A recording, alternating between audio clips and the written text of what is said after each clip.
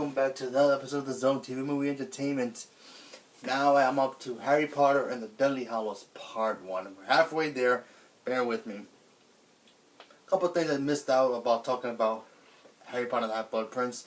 The fact that in that ending, before Dumbledore dies, Harry and Dumbledore go into this mysterious cave and they find a Horcrux, which is this like locket thing. I didn't want to talk about it then because it's basically a big key part in this story, because now Harry, Ron, and Hermione, they're no longer in Hogwarts.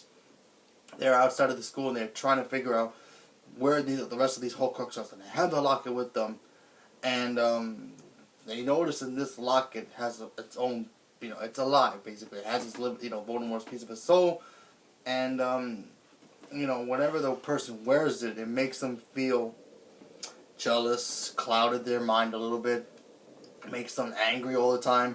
So whoever wears it just feels, miserable a little bit. So they basically got to find a way to destroy it as soon as possible. And obviously this brings back David Yates once again to direct at the director's chair. And like I said, this one I like a lot because honestly, like I said, this one shows Harry Potter in a moment of kind of not weakness but also strength, because he's all by himself now. Nobody's gonna be helping him except Ron and Hermione. It's just the three of them.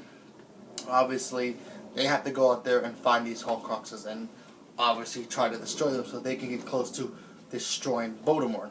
Now, Harry has already destroyed two of them. One being Tom Riddle's diary, which is in the Chamber of Secrets, and Dumbledore destroyed one himself, which is Voldemort's ring, and they basically gave him a curse and he destroyed it, so that's two down, and then the rest is left. So he's got the Horcrux locket, but the one they found in the chamber, in the cave chamber, it was a fake. It wasn't really the real one. It was left behind by Regulus Black, Sirius Black, his brother. Sirius Black's brother. So now they gotta go find the damn Horcrux, and who ends up having it? Dolores Umbridge. She basically stole it from a pocket thief who took it out of the, Dumbledore's secret headquarters, or Sirius Black's house a long time ago after he died, and they have to go to the Ministry of Magics to get it back. And eventually they do, and now they gotta play a game called Let's Try to Figure Out How to Destroy This Thing. Like I said, very different movie from what the other ones are. Obviously, like I said, that's their mission, that's their one and only goal. They have to destroy these Horcruxes to get closer to be able to defeat Voldemort. And, moments get kind of high for all of them because they start getting a little antsy about, like, oh, how come we can't destroy these things? Especially Ron. Ron gets a little kind of worried that, his family, he hasn't been with his family for a couple of months now.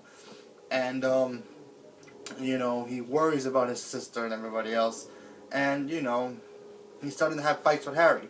Once all that happens and they all figure out how to destroy the Horcrux, they find a way, and it's actually with the Gryffindor sword. That sword is the only weapon to destroy the Horcrux. Why? Because he used it to stab a basilisk snake, and its venom has a powerful thing on it to be able to destroy it. So now they gotta go find that sword, and when they do, they can destroy it. Like I said, I like this movie. It's fun. It's long, but it's still, gets us amped up for the next movie, Then they hear about the tale of the three brothers, about the Elder Wand, the invisible cloak, which Harry Potter already has, and the Resurrection Stone. The end of this movie is kind of messed up because, honestly, you have Voldemort getting a new wand, because obviously his wand cannot destroy Harry, because they got the same wand, and pretty much the same wand.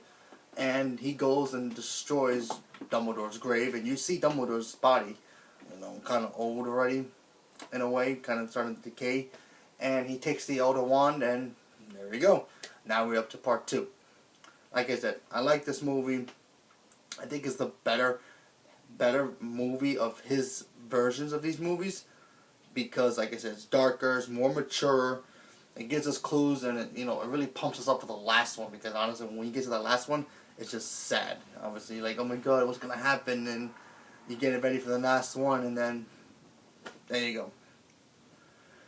So now, when Harry finding the Horcrux, he destroys it, and then a piece of him, Voldemort, dies, and then he's that much closer. So I'm gonna give this one an 8% out of 10. Like I said, I love this one. Sorry to keep repeating myself, but I like this one a lot for what this one is. It's very different from the other ones. And so I want you to leave a comment below and let me know what you think about Harry Potter and the Deathly Hallows Part 1. And plus, remember, the book is a lot different and a lot longer. So, thank you and have a good day.